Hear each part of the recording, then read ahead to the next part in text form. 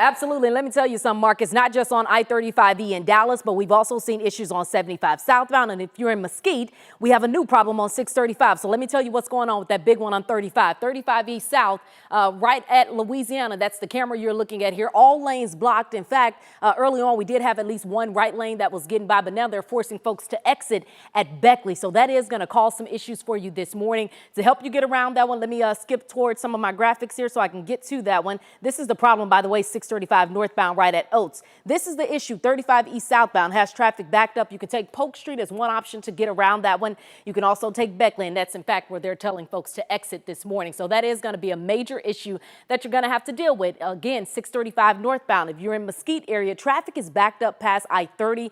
Oach Drive is where that accident is located. Gus Thomason is one option to help you get around it. I got another big problem to tell you about. It's on 75 southbound Central Expressway, causing issues for all of you guys up in Collin County. I'll get you around that one when you see me again. For now, though, want to send things out to Chris Sadeghi. Chris, we mentioned that we had someone in the weather truck. Where are you and what are you seeing?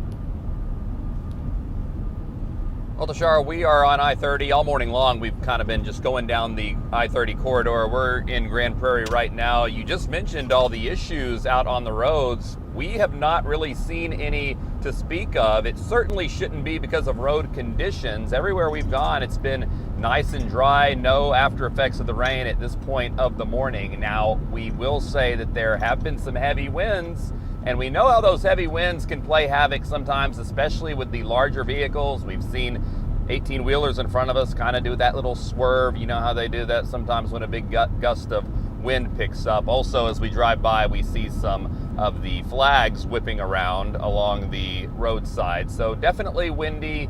We will wait and see whether there are not more storms come in later on in the morning. That was something we were keeping our eye on. But right now, the roads are dry.